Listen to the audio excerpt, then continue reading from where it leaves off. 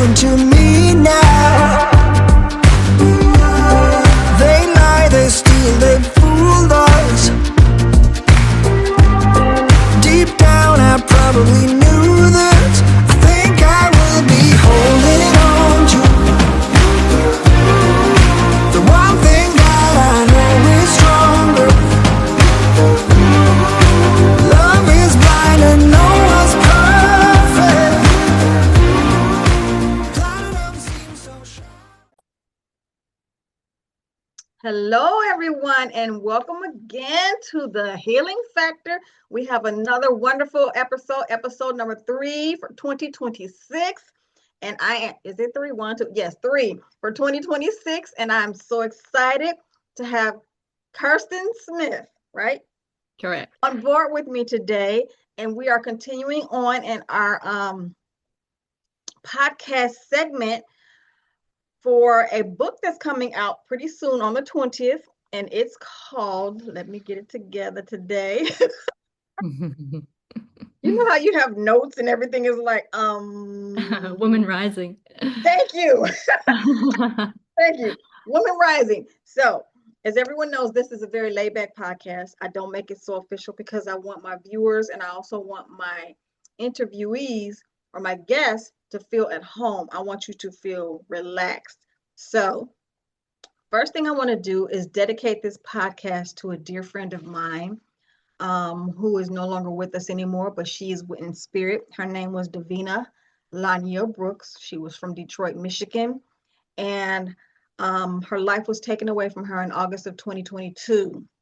Her family is still searching for answers to what happened to her.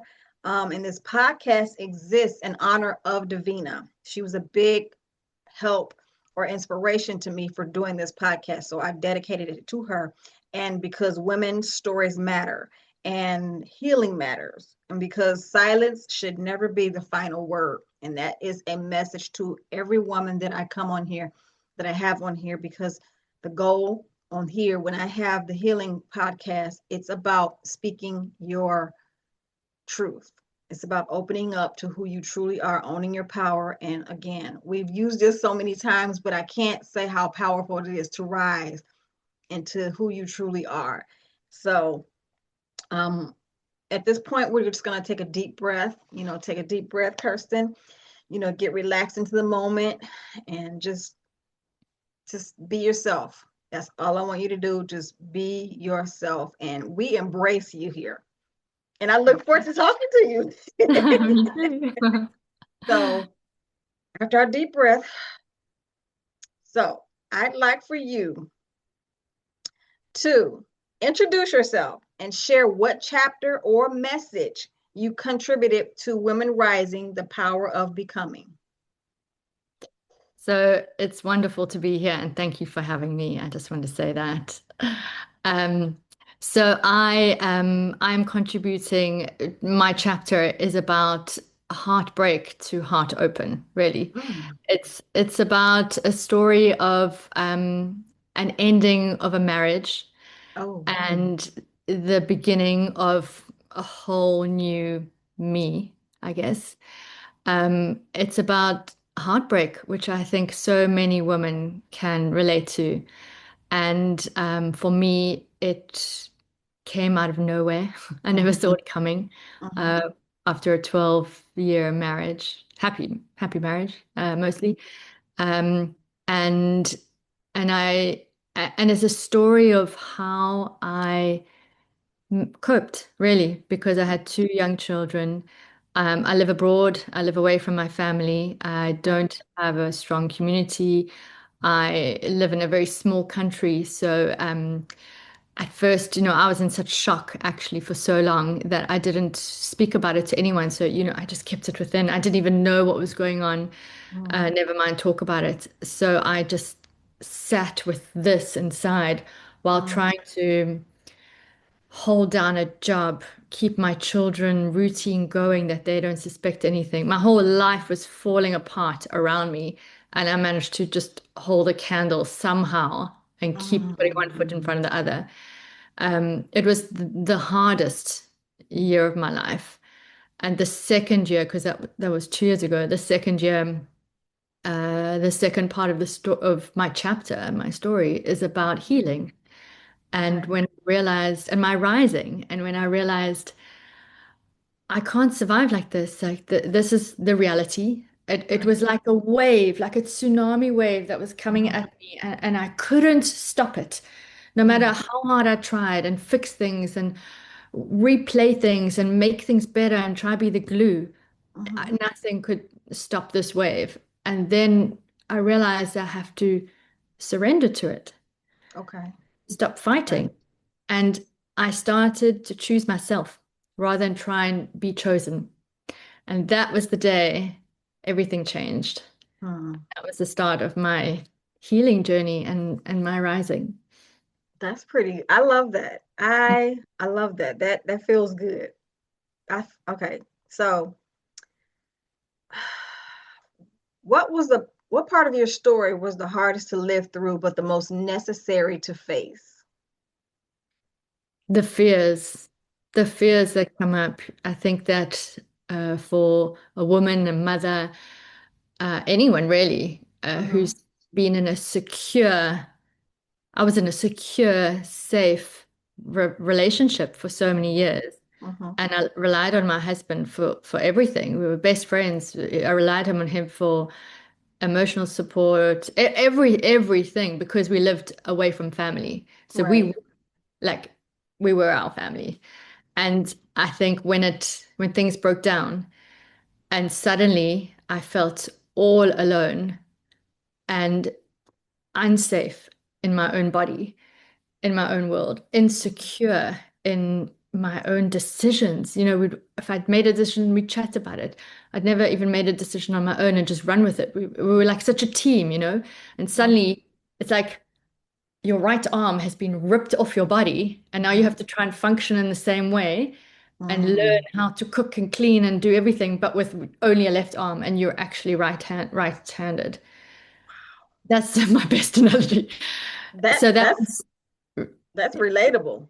yeah, that was really tough. And like all the waves of fears that come up, the fear of rejection was huge. Fear of abandonment, fear of being alone, fear of never meeting someone else, fear of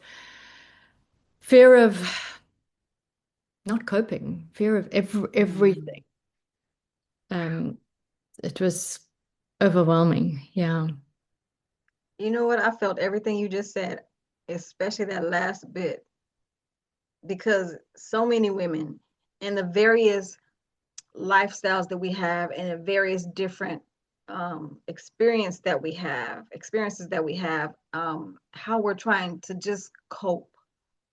Yeah. And sometimes we forget that, do I have to cope right now? Is there a moment, do I ever just get to Yeah. not have to think or not have to cope? I want to feel this.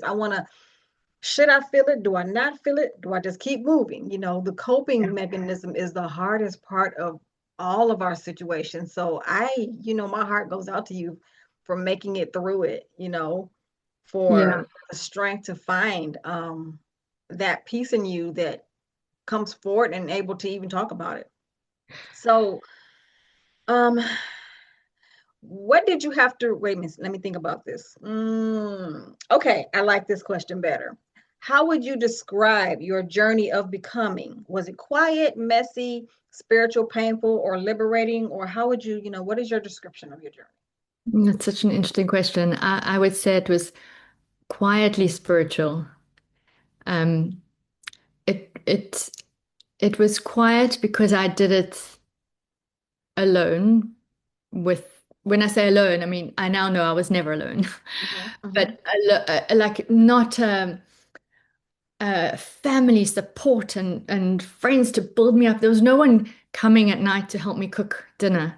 There was no mm-hmm, one, I imagine if this happened at home, for example, or family around, everyone would press the mm-hmm, emergency button and your whole tribe would come, right? mm-hmm, And not to say I don't have friends here, but I have I have friends, but everyone is, living their own lives with Right. children, and they don't have family here either. It's like I live in a bit of an expat community. Um, so it was quiet in the sense that I relied on myself a lot the whole time, really. And I did rely on my friends. I created a little SOS WhatsApp group with my That's closest, good. dearest, yeah, friends who live abroad. And mostly the one person who changed my healing, who started my healing and changed everything for me was I found a healing coach. And just also when I say spiritual, I mean when I started learning about energy and just choosing myself and realized I needed help, the universe obviously came together as it does and delivered me this goddess woman queen who who's actually one of the contributing authors of this book. It's Anita Rivas. I don't know if you met her yet. And Yes, I just interviewed her oh, last did interview. Oh you? my Yeah, God. It was like looking literally like a mirror. she's She has amazing. this energy off the charts. And it's like the minute we said hi, we hadn't even started the interview. We just said hi. And it was like, wait a minute. So I love her to pieces. And I'm like, I cannot wait to meet this woman.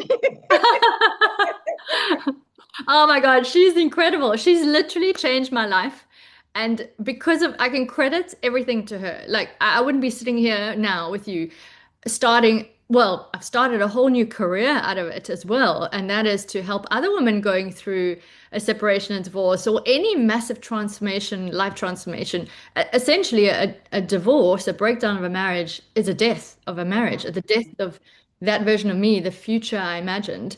So mhm, I've been grieving the death. So whether it's a death of a marriage or a person, your friend, or any massive life transformation mhm, is the universe's way to kind of redirect you in life. Because I realized it's a cliche, but it's so true that I realized with Anita that I wasn't breaking down, I was breaking open.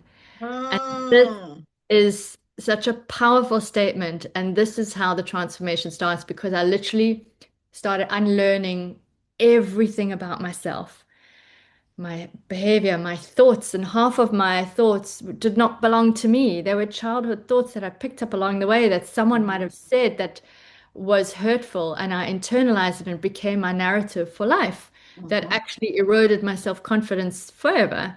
And so I had to let that go and break patterns. And I was very shy as a child and always wanted to be unseen. So now it's about being seen in my true power and mhm, literally rising. mhm, So my journey was quiet in the sense that I did it within, um, and that is about the journey, right? It's from the inside out. So it mhm, was kind of mhm, me and just listening to Anita and listening and processing and processing and processing and thinking and journaling. And so it was quiet in that sense. And then mhm, later I started finding my voice, and then I could release my anger in the right direction mhm. and spiritual because I feel as if and I'm not talking about a religion or any crazy, I'm talking Right. about energy and Mhm, spirituality and mhm. the way the world works, which is just common sense when you tap into it. And I feel like Exactly. my eyes have been opened to a life or to life. I feel like Mhm, I was walking through a slumber. I've just turned 48 and I have, I'm well into my life. Like this is it. mhm, I'm mhm, so grateful now if through this difficult time. I'm actually grateful and thankful for this to happen, for me to awaken my soul and open my eyes mhm. to the potential that's within me. And I honestly, I'm a different person to the person I was 2 years ago. I And love it. yeah, and that's what I want to do to help other women see the beauty in themselves. And when some life is cracking you open and you just feel like you're falling apart, you actually not. You're Mhm. just falling into the path that you should be on. Exactly. I'm going off script right quick because I have two questions. The first one, and I'm gonna ask them at the same time. You can take your time because we got like 10 minutes.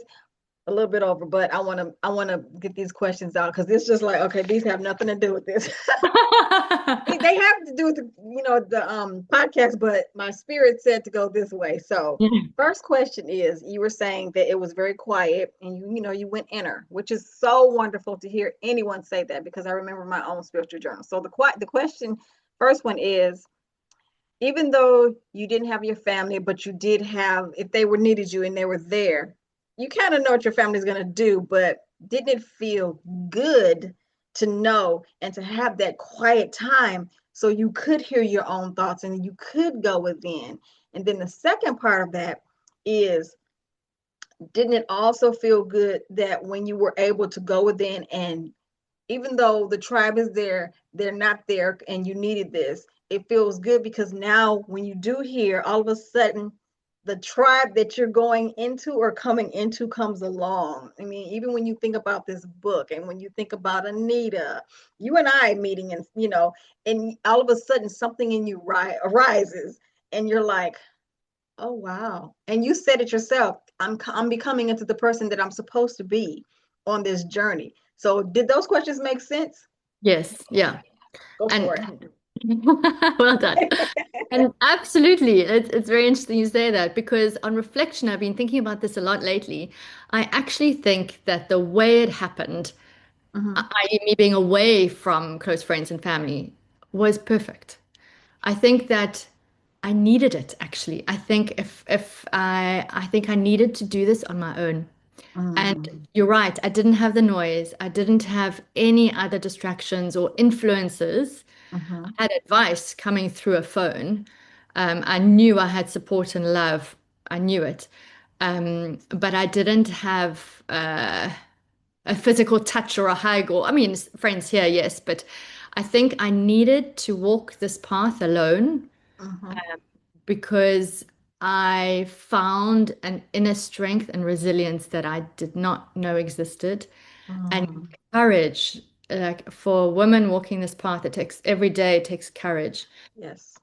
I know that I can get through anything on my own, not with the support of anyone else. I know I can do it on my own because I've just done it and I'm still doing it every day. And Mm-hmm. I think that in a way it was better for me and actually like stronger for me without that. Because I just, yeah, I relied completely on myself and worked it through myself and the narrative.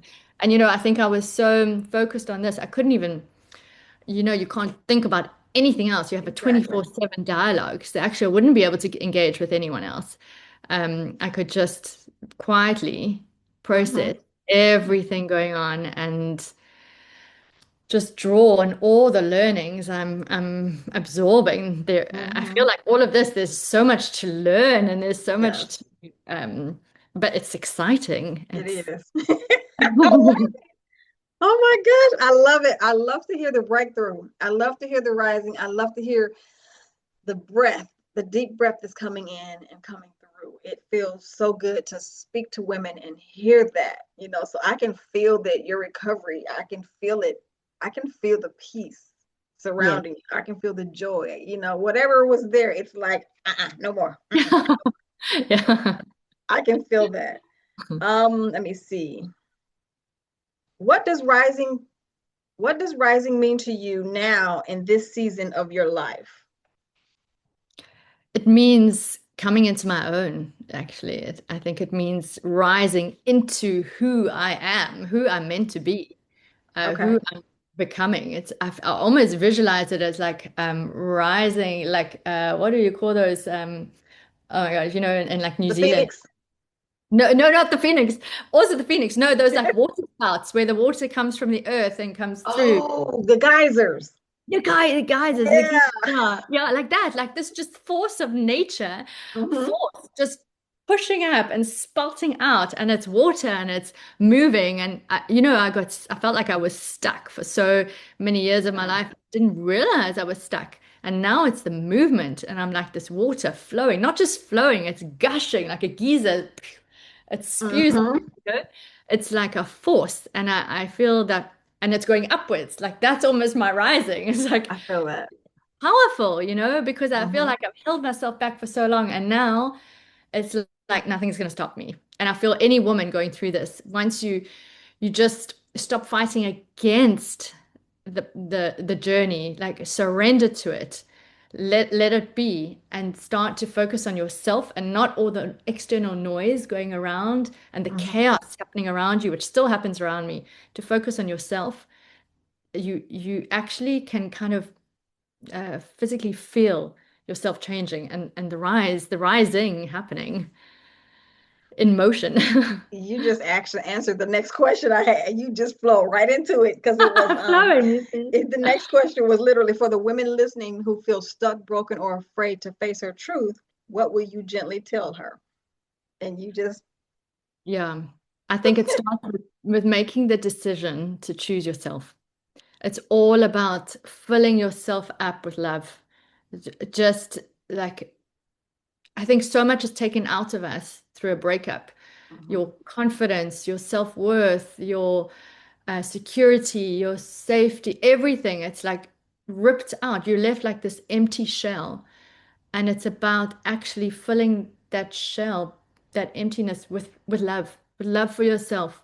So you Exactly. don't look anywhere else from it. And once you start filling up with love, which takes time, and it's about processing feelings and emotions, and it's a whole journey.